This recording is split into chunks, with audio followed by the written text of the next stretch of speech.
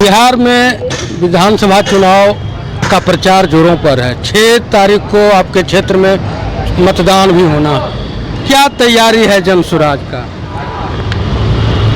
देखिए, जनसुराज लोगों के लिए एक ऐसी भावनात्मक पहलू के तौर पर उभर करके आ गया है जिसके लिए बहुत ही अकुलाहट और व्याकुलता पूरे समाज में थी, क्योंकि जो 2 ध्रुवीय प्रणाली हमारे बिहार में चल रही थी, जनता बेचैन थी।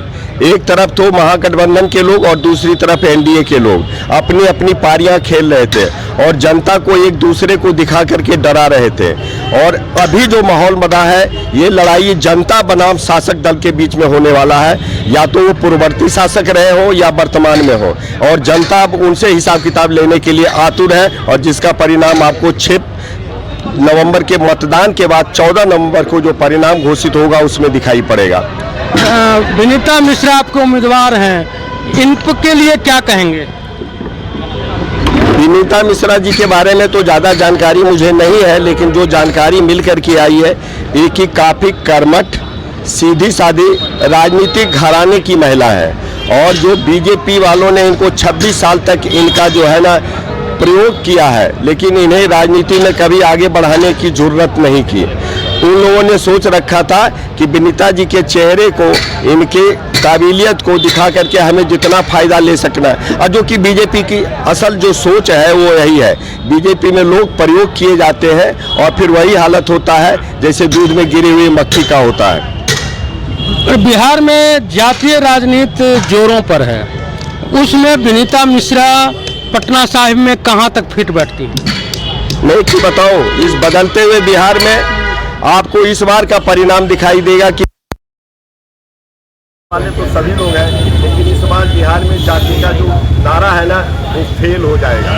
ये परिणाम बताएगा कि जाति यहाँ नहीं चल पाएगी, क्योंकि हर जाति में हत्याएं करने वाले जाति के होते हैं। अब उनके घर की लड़कियों के साथ, उनके समाज की लड़कियों के साथ अत्याचार करने वाली जाति के होते हैं। ये जाति वगैरह सब लोगों को बरगलाने के लिए, सच्चाई हकीकत में व्यक्ति होता है, उसकी अपनी कहानी होती है, और ये सारे व्यक्ति अलग अलग रूप में ही बन करके समाज का निर्माण करते हैं। पटना साहिब प्राचीन क्षेत्र रहा है, मगध से जुड़ा रहा है, पर्यटक स्थल के रूप में इसका विकास किया जाए तो पर्यटक उद्योग अच्छे हो सकते हैं, लेकिन आज तक नहीं हुआ। इस पर क्या?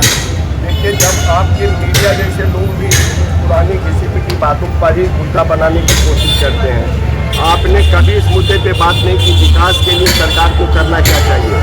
मूल रूप से यदि मैं कहूँ ना, तो सरकार नाम की संस्था यहाँ है ही नहीं।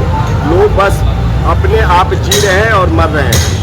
उनको अब यहाँ न कोई कानून है जो लोगों को नियंत्रित करे, लोगों को सुविधाएं, न सड़क के लिए कोई कानून है, न गली के लिए, न नाली के लिए।